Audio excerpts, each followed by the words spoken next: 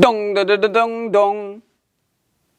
Yes, that little thing that just happened in your brain, that's what we call the Zeigarnik effect.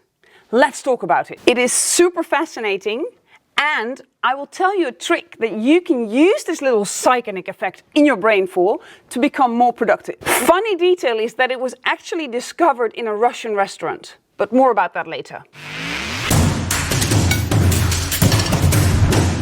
So Bluma Zeigarnik was a Russian psychologist, and she studied in the 1920s.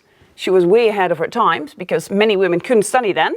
She studied groups of people doing tasks. Zeigarnik gave her subject 20 tasks. 10 of them were mental and 10 of them were physical tasks. And what she did, unbeknownst to her subject, is she allowed them to finish 10 of them at random.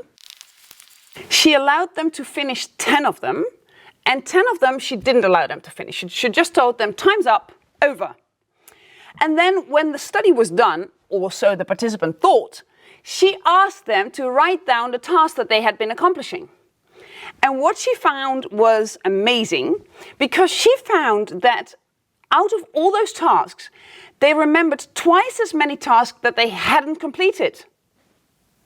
Now this is interesting. Now Zeigarnik wasn't alone because Maria Ovsyankina was also there, and she studied on, and what she discovered was that when you don't complete a task, you do not finish it, it becomes this nagging sensation in your brain that tells you, I need to finish, and it starts to almost urge you to finish this task. So there's two effects of not completing a task. One of them is you'll remember it better, but the other one is you'll have an urge to finish it. There's actually a really nice anecdote about this. It's a story, I don't know if it's true, but it's about Mozart. And any story about Mozart is a good story, of course. So apparently Mozart was lying ill in his bed and he was visited by a friend. The friend, of course, didn't know he was ill, but he rang the doorbell anyway, came in. Mozart said, go away, I'm ill. But the guy said, you know, I've traveled all this way in my horse and carriage, let me at least play you some music. So he sat at the piano and played half a concerto, just to please Mozart. Then he went away, but Mozart, even though he was super ill, got out of bed and finished the other half of it because he couldn't stand half a concerto being played. There was also a recent study where they had people come in and complete a puzzle. And they were given a specific amount of time, and in that time they had to finish it, and if they did, they would gain some money. Now, of course, the time was set too short, so nobody finished. But everybody thought they were being observed during the task, so they thought it was about how they went about doing the puzzle. But it wasn't. And then they said, time's up, everybody lay down your pencils, you didn't get the money. Unfortunately, if you want to stay on and, work some more on the puzzle, that's fine. If not, it's over, bye-bye, go home. 86% of the subjects stayed on to finish the puzzle. Now, how did Bluma Zeigarnik discover this effect? In fact, it happened in that Russian restaurant. She was out to dinner with a group of friends. They had a waiter. The waiter didn't write anything down, but he knew everything. He knew who was sitting where, who had ordered what. He knew who was drinking what.